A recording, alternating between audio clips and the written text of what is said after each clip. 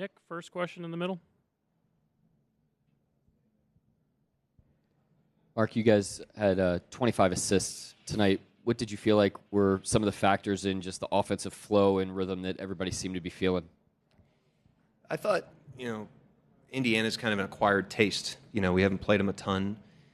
They're not in the West, obviously, and they play a very distinct style on both ends. And I thought there were a lot of things tonight that we were just like a little better in and more comfortable. And that was on both ends of the floor. I just thought the guys did a good job of just improving, which is important going from game one to game two. Joel on the right. Joel Lorenzi to Oklahoma. Mark, I just wonder what it feels like against Indiana when you're operating in that sort of 15-point to 20-point lead and what you felt was different about the middle quarters of tonight compared to game one. I just think you have to understand against them because of the pace and because of the three-point shooting, there's a variance element to every NBA game in this NBA, but certainly in the games that they play.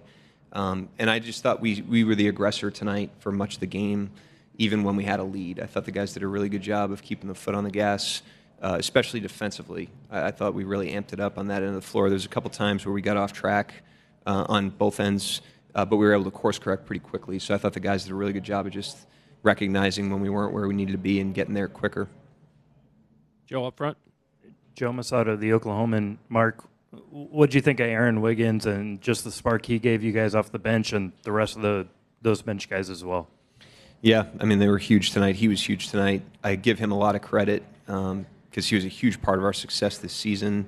And in the playoffs, his role's been variant night to night, but he hangs in there. He was huge in the Game 4 win at Denver in that series, and he was massive tonight. Went in there with great confidence, didn't go until the second quarter, and just dove right into the game. So great professionalism, great readiness, and a huge performance for us, in that situation.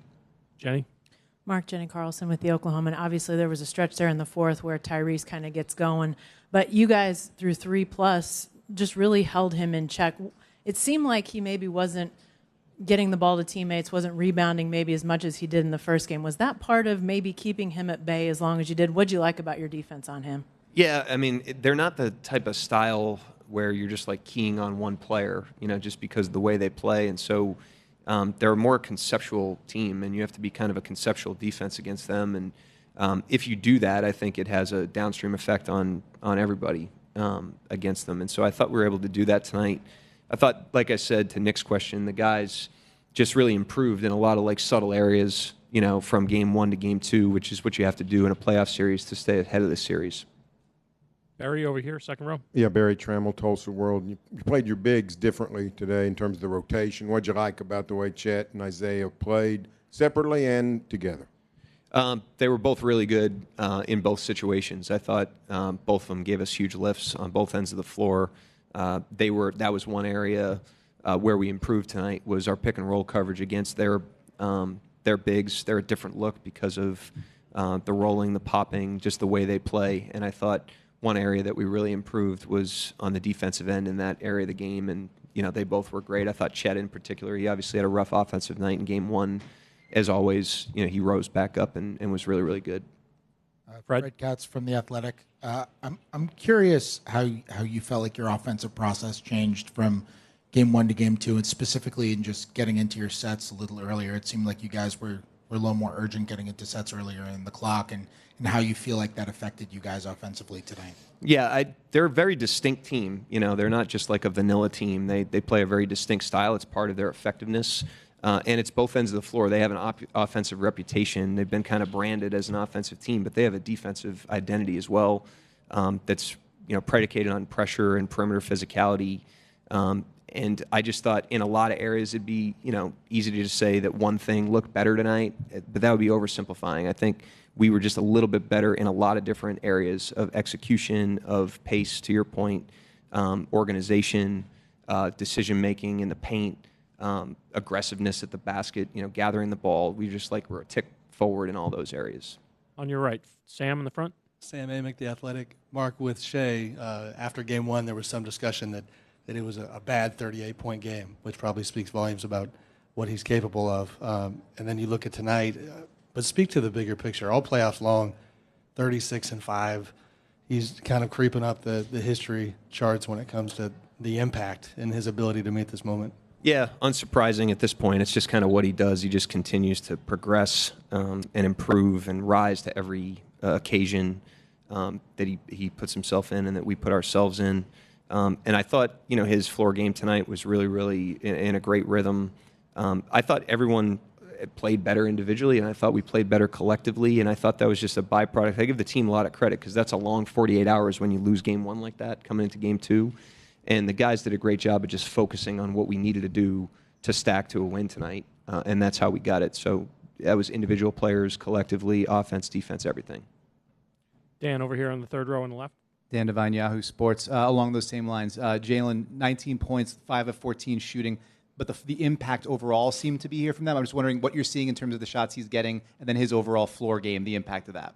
Yeah, he didn't get off to like a great start in his first stint, and then he really settled into the game, and he's huge for us. I mean, it's, all the things he brings to the game, defensively, size, versatility, physicality, offensive, on ball, off ball, that floor is really high.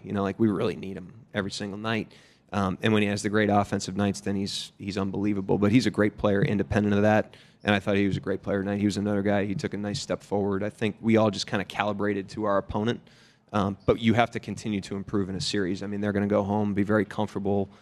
They play very well there in these playoffs. And so if we don't continue to improve, then we'll get caught behind them. Michael down left. Mark, Michael Grange from Sportsnet Toronto.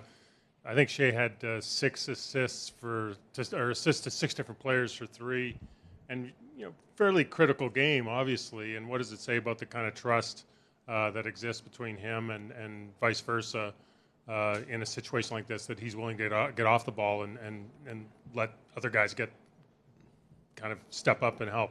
Yeah, I mean, that's been a mark of his whole season. I think that's an area, the scoring and the efficiency obviously gets a lot of shine, but he's really steadily improved as a playmaker, and he's been doing that for a long time.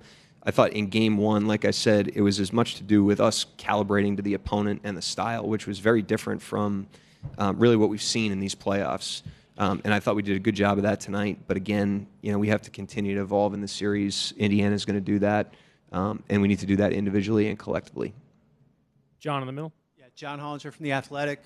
Mark, even while keeping the same starting lineup, it seemed as you got into your bench, you stayed much bigger at the 2, 3, 4 than you were in game one, and I was wondering what went into that decision. Yeah, I mean, just the feedback from game one. Like we had regular season games that we studied, and we studied their games leading into this, and then we threw out what we threw out in game one. I thought there were a lot of good things in that.